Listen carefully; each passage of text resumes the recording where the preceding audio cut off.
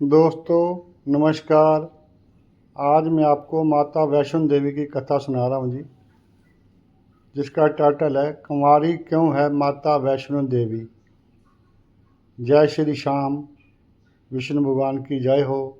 जय श्री कृष्णा। कथा सुनो जी।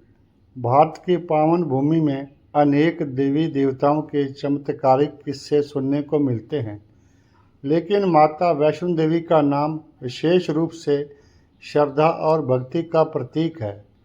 जम्मू के त्रिकुट पर्वत पर स्थित माता वैष्णो देवी का दरबार करोड़ों भक्तों की आस्था का केंद्र है। हर साल लाखों श्रद्धालु कठिन चढ़ाई करके माता के दरबार में जय माता दी के जयकारे लगाते हैं। लेकिन भक्तों के मन में एक सवाल अक्सर आता है, माता वैष्णो देवी कुंवारी क्यों है। इस प्रश्न का उत्तर उनकी दिव्य कथा में छिपा है, जो प्रेम, तपस्या, भक्ति और वचन की अद्भुत मिसाल है। कहते हैं यह कथा त्रेता युग की है, जब धरती पर राक्षसों का अत्याचार बढ़ गया था। विष्णु भगवान ने मानव रूप में एक अद्भुत शक्ति भेजने का संकल्प लिया, जो तीनों देवियां महाकाली, माँ लक्ष्मी और माँ सरस्वती के तेज का संगम थी। इन तीनों शक्तियों के तेज से एक कन्या का जन्म हुआ, जिसका नाम वैष्णवी रखा गया। वैष्णवी जन्म से ही असाधारण थी। बाल्यावस्था में ही वे वेद शास्त्रों का ज्ञान रखने लगी और तपस्या में लीन रहने लगी। वे दिन रात भगवान विष्णु की आराधना करती, क्योंकि मन में उनका एक ही संकल्प था, श्री हरि को पति के रूप में प्राप्त करना।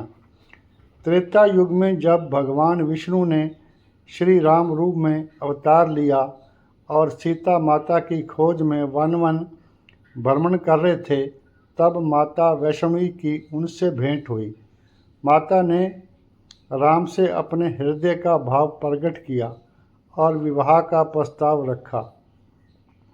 श्री राम मुस्कुराए और बोले, हे देवी, इस जन्म में मेरा विवाह केवल सीता जी से ही हुआ है, परंतु कलयुग में मैं पुण्य विष्णु के रूप में जन्म लूँगा और तब तुम्हारा वर्ण करूँगा।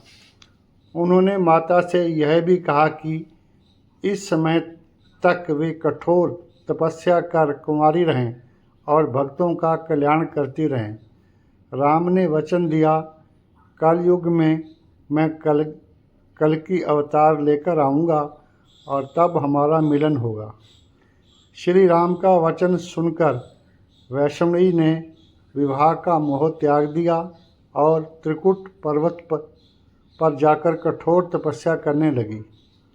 वे दिन में साधारण भोजन और रात में प्रभु का ध्यान करती। उनकी ख्याति दूर दूर तक फैल गई और भगत उनका आशीर्वाद लेने आने लगे।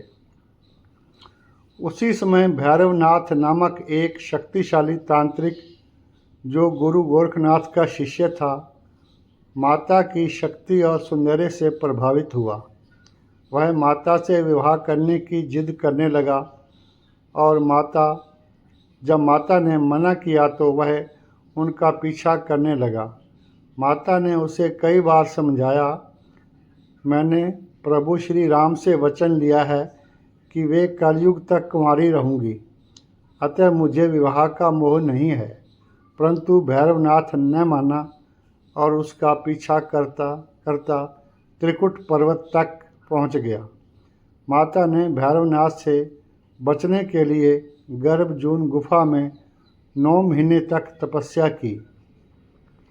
जब भैरवनाथ ने सीमा लांघ दी, तब माता ने अपना महाकाली रूप धारण किया और कटर युद्ध में भैरवनाथ का सिर धड़ से अलग कर दिया। भैरवनाथ का सिर त्रिकुट पर्वत से दूर भैरव घाटी में जा गिरा। मृत्यु के बाद भैरवनाथ ने पश्चाताप किया और माता से क्षमा मांगी। माता ने उसे आशीर्वाद दिया, भैरव, इस स्थान पर आने वाले मेरे भगत तब तक पूर्ण नहीं होंगे जब तक भगत भैरव मंदिर में आकर तुम्हारे दर्शन न कर लें। इसके बाद माता वैष्णो देवी त्रिकुट पर्वत की गुफा में कंवारी रूप में रहने लगी, भक्तों का कल्याण करती रही और श्री राम का दिया वचन निभाया। इस कथा का निष्कर्ष क्या है जी? माता वैष्णो देवी कुमारी इसलिए है क्योंकि उन्होंने श्री राम से वचन लिया कि कलयुग में विष्णु के कलगी अवतार के समय ही विवाह करेगी। वे अपना जीवन भक्ति, तपस्या और लोक कल्याण में समर्पित कर चुकी है। वचन पालन और तपस्या उनके जीवन का धर्म था। और इस कथा से हमें क्या संदेश मिलता है जी? माता की यह कथा हमें यह सिखाती है कि वचन पालन सबसे बड़ा धर्म है। त्याग और तपस्या में अपार शक्ति होती है।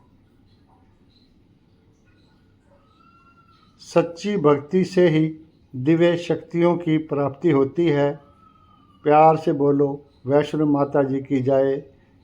प्यार से बोलो वैष्णो माता जी की जय। जय श्री श्याम, जय श्री श्याम। यदि भक्तों ये कथा यदि आपको अच्छी लगी हो तो कृपया लाइक करें और मेरे चैनल को सब्सक्राइब करें। कथा सुनने के लिए धन्यवाद।